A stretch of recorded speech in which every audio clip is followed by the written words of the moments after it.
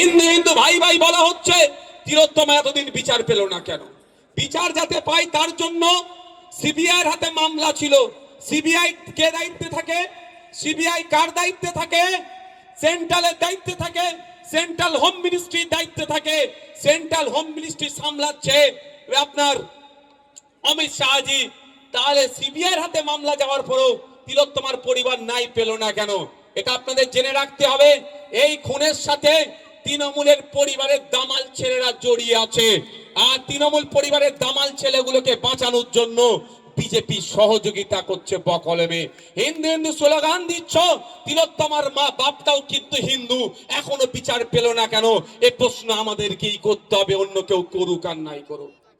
আমরা কিন্তু ধর্ম দেখে প্রতিবাদ করি না, কিন্তু প্রশ্ন তো শুভেন্দু বাবুকে করতে হবে। ইচ্ছা করে তৃণমূল গাড্ডায় পড়লে বিজেপি তাকে সহযোগিতা করে, বিজেপি গাড্ডায় পড়লে তৃণমূল তাকে সহযোগিতা করে। আপনারা ভুলে যাচ্ছেন মহাকুম্ভে যে বিপর্যয় হয়েছিল, দোষ ছিল সরকারের, যোগী আদিত্যনাথের দোষ ছিল, বিজেপির দোষ ছিল। পার্লামেন্টে যখন আলোচনা হচ্ছে, আলোচনা করার দাবি তুলেছে, আলোচনা করলো না। যখন বিজেপি ব্যাক ফুটে জবাব দিতে হবে যে এত প্রায় 5,000 কোটি টাকার প্রজেক্ট, তারপর ওখানে ধর্মপ্রাণ হিন্দু ভাইরা গিয়ে আক্রান্ত হলো কেন, মারা গেল কেন, ক্ষতিগ্রস্ত হলো কেন?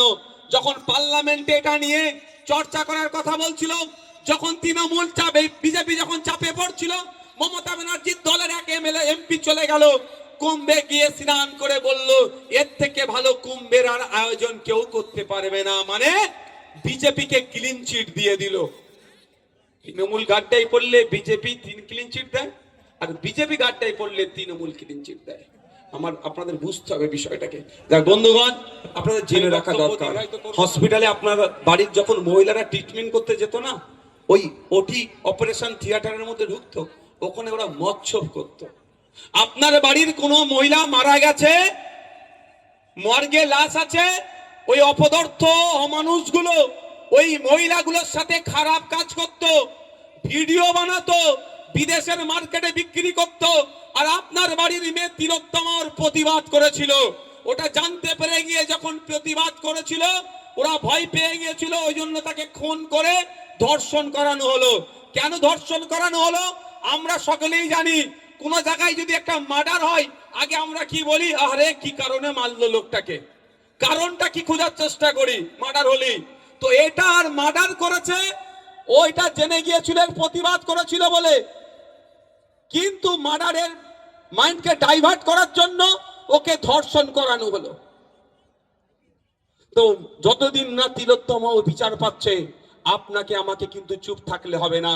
তাহলে আপনাকে আমাকে পরের প্রজন্মার ক্ষমা করবে না, কারণ তিলোত্তমা আপনার জন্য লড়াই করেছিল।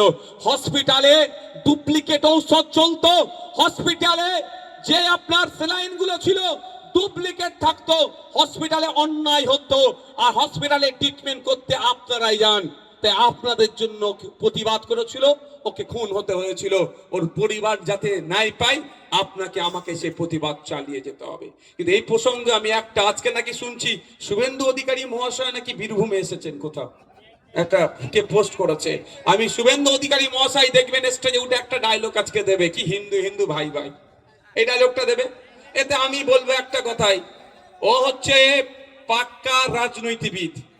কেন বলছি শুনেন, আমি শুনেছি ওনার আছে, কি বলে ওটাকে, পাম্প আছে। তাহলে পাম্পের সামনে তো লিখে দিতে পারে হিন্দু হিন্দু ভাই ভাই, মুসলমানের জন্য তেল বিক্রি নাই। তখন লিখছে না, মুসলমান ভাইকলাও ঢুকছে তেল ভরছে, মুসলমান হিন্দু ভাইকলাও ঢুকছে তেল ভরছে। ব্যবসার বেলায় খুব ভালো বুঝে যায়। তারপরেও আমি বলছি, তিলোত্তমার ধর্মীয় পরিচয় দেখে আমরা আন্দোলন করিনি।